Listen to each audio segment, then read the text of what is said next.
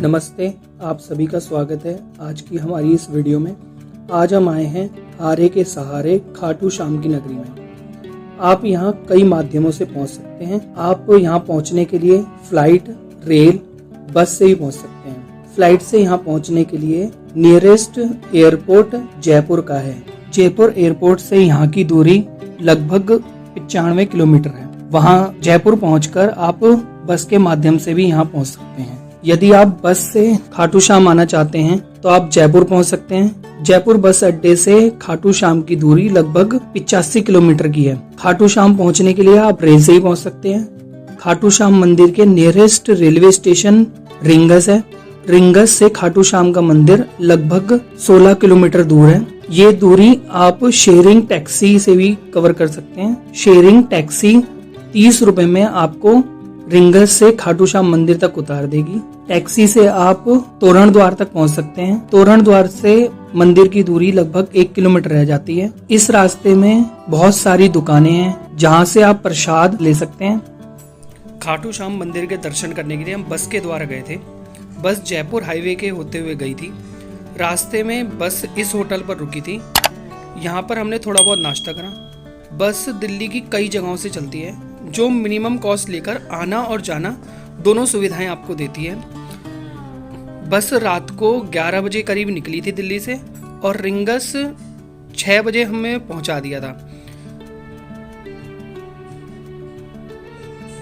Rings पे ये मंदिर है। यहाँ पर शाम के भक्त निशान लेकर खाटू श्याम मंदिर तक पैदल पदयात्रा करते हैं। इस मंदिर में पहले निशान की पूजा करते हैं, उसके बाद खाटू श्याम मंदिर की तरफ चलते हैं। यहाँ से खाटू श्याम मंदिर की दूरी लगभग 17 किलोमीटर दूर है।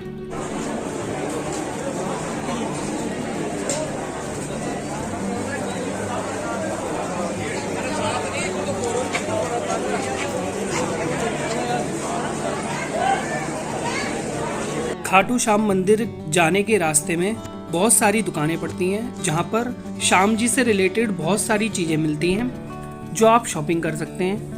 रास्ते में बहुत सारे प्रसाद की दुकानें मिलती हैं। खाटू श्याम के भक्त खाटू श्याम के लिए गुलाब का फूल ले जाते हैं।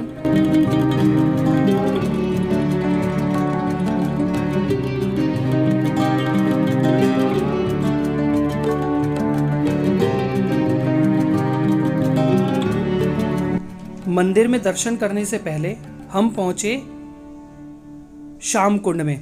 ये प्राचीन श्याम कुंड है। यहाँ पर भक्त श्याम कुंड में से श्याम कुंड का जल ग्रहण करते हैं।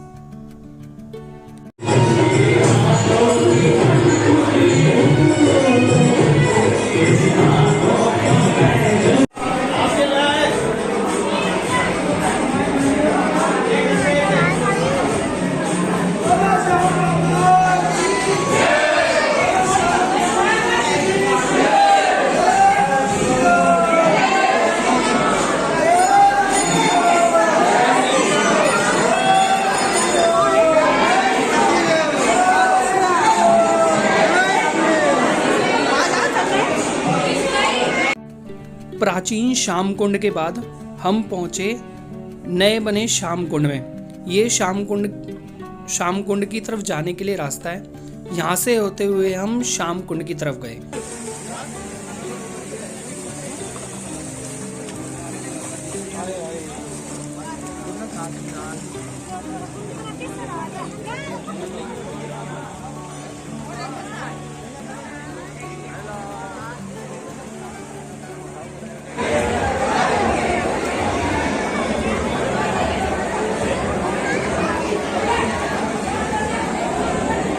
आप मेरे पीछे देख सकते हैं श्याम कुंड में।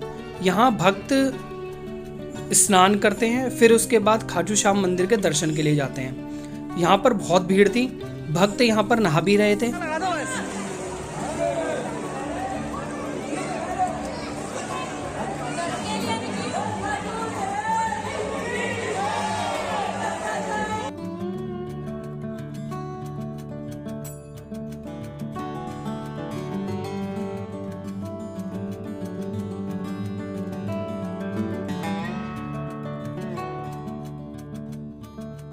अब आपको हम बताते हैं खाटू श्याम मंदिर का महत्व। स्कंद पुराण के अनुसार भीम के पुत्र घटोत्कच के यहाँ एक पुत्र का जन्म हुआ जिसके बाल बब्बर शेर जैसे थे, इसलिए उस बालक का नाम बर्बरिक पड़ा। बर्बरिक को वरदान में 3 तीर मिले थे। यह तीर बहुत ही शक्तिशाली थे। बर्बरिक जब बड़े हुए, महाभारत काल में बर्बरिक की माता ने बर्बरिक से वचन लिया कि आप हारे का सहारा बनना। यह वचन देकर वह महाभारत युद्ध में लड़ने के लिए चल दिए।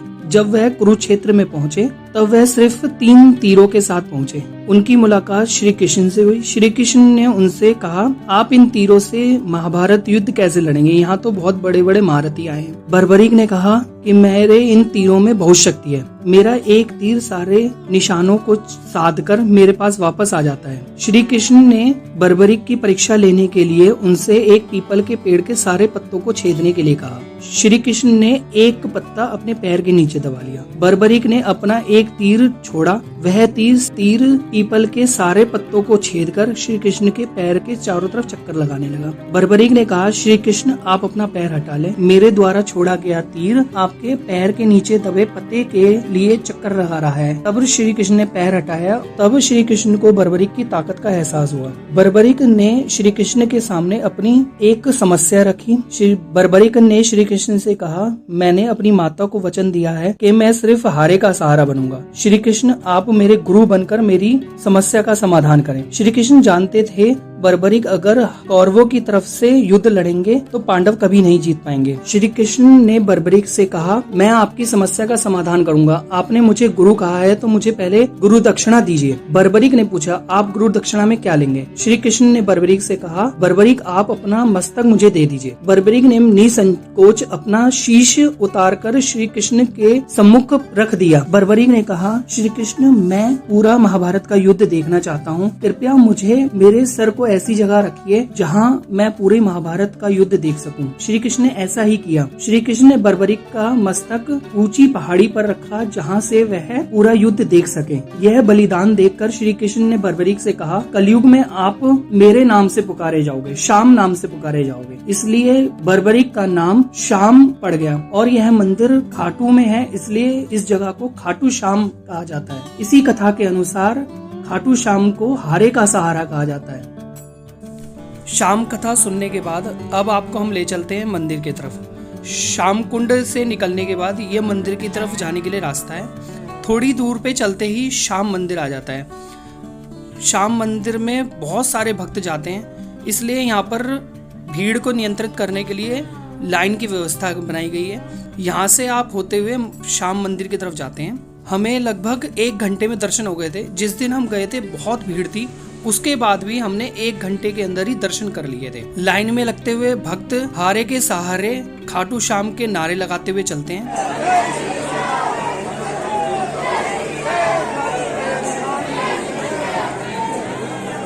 जय श्री श्याम, जय श्री श्याम,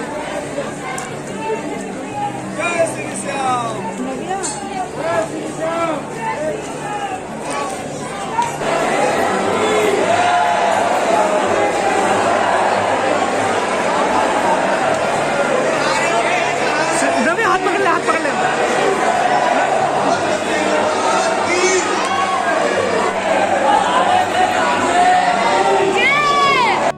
मंदिर के अंदर वीडियोग्राफी करना मना है, इसलिए हमने बाहर आकर ये वीडियो बनाई है।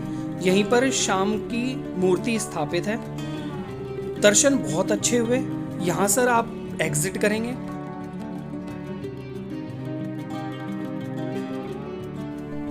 दर्शन करने के बाद हमें बहुत तेज भूख लग रही थी। यहाँ पर कड़ी और कचौड़ी मिलती है जो कि बहुत टेस्टी है। वापस आते हुए हमने थोड़ी बहुत शॉपिंग करी।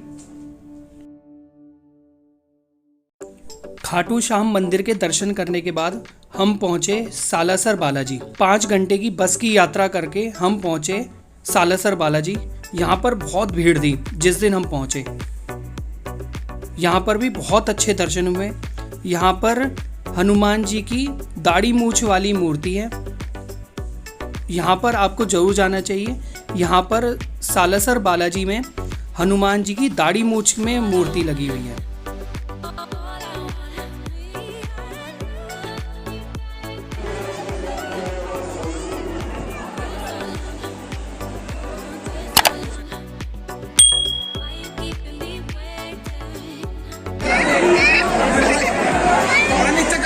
दुखी हो रहे हैं।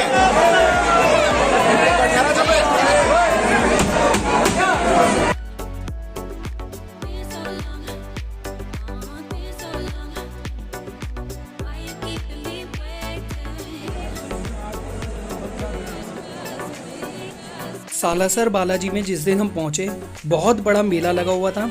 यहाँ पर हमने बहुत शॉपिंग करी और हम बहुत थक गए थे। इसके बाद हम सालासर बालाजी में खाना पीना खाकर दिल्ली की तरफ चल दिए।